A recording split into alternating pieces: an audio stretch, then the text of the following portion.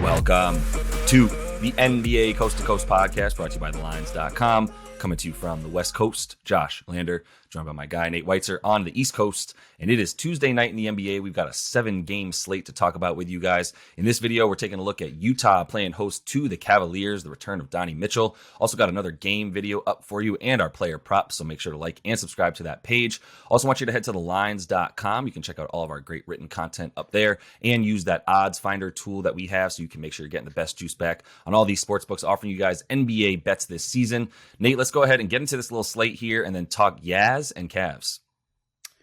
Yeah, Pistons are plus 12 at Philly. Joel Embiid has a chance to return for that one, but they just whooped the Pistons without him. So we'll see. The Heat, Thunder, right now I don't even see a line because, once again, Miami's entire team is listed as questionable. Keep an eye on the injury report there. Hornets plus 8 at the Raptors. This game we're talking about, Cleveland is minus 3 at Utah. The total's been pretty set at 227. Surprised we haven't seen much movement. The Suns are plus 12 at Golden State. Another star, potentially Steph Curry could play. Either way, the Suns might be without Ayton in addition to Booker and Chris Paul. So I don't know who's left for that Will Be Gone franchise. The other game we look at, Portland is minus 7.5 at home against Orlando. And then another injury news game to watch, of course, involving the Clippers. We think Paul George is out. Luka is questionable.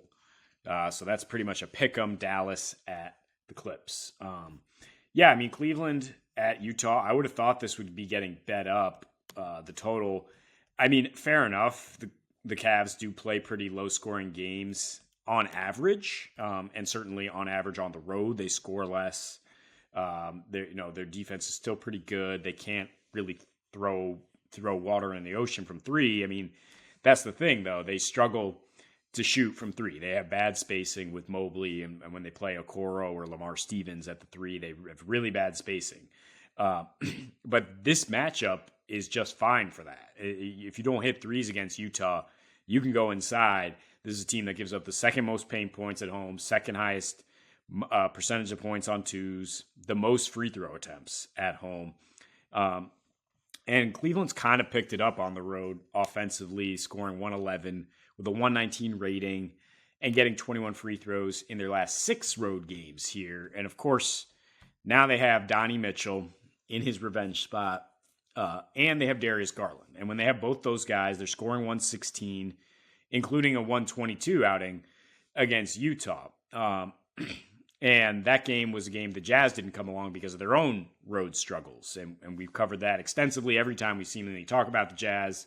It's a huge discrepancy. They score 121 at home versus 115 on the road. They play 3 possessions faster, and they hit a ton more threes, which likewise, if you want to score inside on Utah, you want to score from the perimeter against Cleveland. You don't want to be attacking the rim as much. So the key here, I think, is that Cleveland, third game of a 5-game road trip. And we know about their struggles. In November, they went on a 5-game road trip after looking like world beaters. And I think they lost every single one of those games. But what happened after a while on the road is the defense just started to fall out. And exactly the third game, they go over against the Clippers, total of 236. Next game at Sacramento, total of 247. So it gets a little bit more freewheeling, it seems, as they start to wear down. And in general, I mean, because Donnie's been so hot, because Garland's been hot when he's in there, they've gone over in 8 of their last 11, and 2 of those 3 unders are against the Suns, who, as I just mentioned, have nobody out there right now and have been scoring like 83 on the regular. So, I mean, the Jazz are a team that can play some crazy shootouts. We're becoming used to seeing their home totals at like 242 at this point. Really, no matter who they're playing. I mean, they're averaging 241 right now in their last 8 games while losing 7 of those games. And they tend to go over after a loss. They go over with a little rest advantage. This is a big spot for them with Donnie coming back, and they have 2 more days off before a home back-to-back. So I think, this time Utah comes along for the ride. They only scored 99 in Cleveland. And I think both teams are in the 110s here, and hopefully that gets us over 227. Yeah, which Cavs team are we getting? We know which Jazz team we're getting, especially because they're at home. It's a team that's going to score a lot of points. They will miss Kelly Olynyk tonight, and they have obviously been missing Colin Sexton on the defensive end as well. But yeah, I think maybe Danny Ainge is a little bit happy that they're missing certain guys at times. I don't think he was thrilled with a 10-3 start when they're trying. I think they all thought they were going to be a little bit worse, and they've definitely regressed because they started 10-3. I think there's something like 10-20 since that time frame. So they're definitely coming back to who we thought they were to a degree.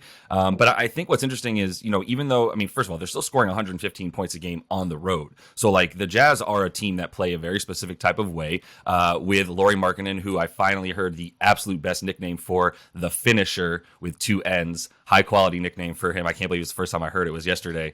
But at any rate, the way that they play through him, and then obviously everyone else is sort of allowed to chuck to a degree, right? Like Jordan Clarkson, definitely allowed to chuck. We'll talk about him more. Mike Conley, definitely taking a step back in his scoring role, but it's still nice to have a point guard, like a veteran adult point guard out there for them, as he's really the only one at this point. You saw Joe Ingles playing really well for Milwaukee last night as our pseudo point guard. They definitely miss him in that regard. So that's where Mike Conley steps in. And not really much of a score, but he does sort of finesse everything else around him to make everybody, including Malik Beasley, much better as well. So I think even in losses, this team is scoring 111 points. So let's say they lose tonight, right? And the Cavs drop the 116 that they've been averaging on the road, and when Donnie and Darius Garland play, that's pretty much where you're at for that 226 total. Even like I'm saying, even in a Jazz loss at home where you might worry that the Cavs defense prevails a bit, I think the Cavs offense is still going to prevail plenty tonight to what you're saying there as well. Neither, like Kelly Olynyk being out doesn't even really impact the Jazz offensive rating. It's pretty much the same with and without him this season in the 4 games that he's missed. So there's really nothing here in a trend that tells me that the Cavs are going to have a little bit more for the Jazz on defense to really keep them from scoring what they normally do. Maybe it's not 121, but still, you got to imagine it's going to be 114 to 120 in that range. If the Jazz are playing as well as they've been playing at home as well. And like you said, the amount of points that they're scoring. The Cavs on the road, you worry about their offense a little bit. Even obviously that Suns game was a slobber knocker, if you will, and like nobody could probably name half the Suns roster that started that game. So it's not like that was much to take away from. But obviously against the Nuggets, only 108 points. Against the Bulls, the 103, and then the Pacers. So I think you're kind of seeing the Cavs play at the pace, especially when they're on the road. You're seeing them play at the pace and the style of the team that they're playing.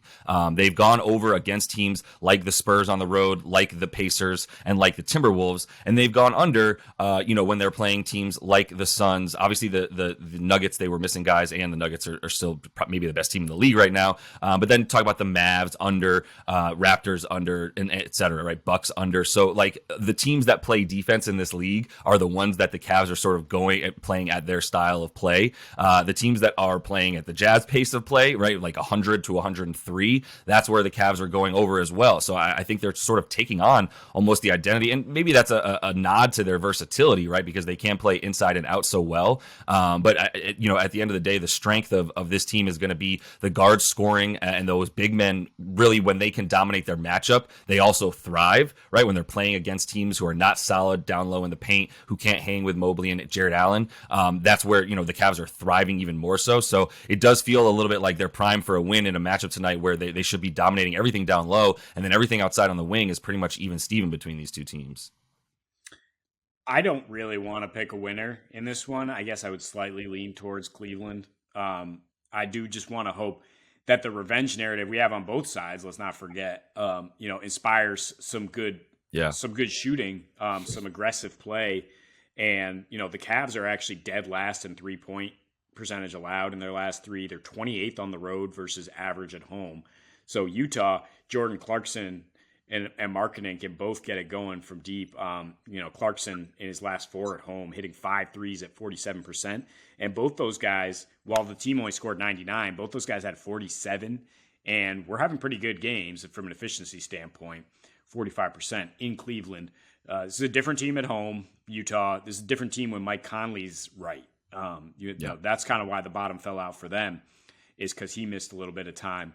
And he just keeps their offense regulated, lets it not devolve into total like Jordan Clarkson gunning mode like you're talking about. And they're going to need that with Markkanen, going up against Mobley and Allen.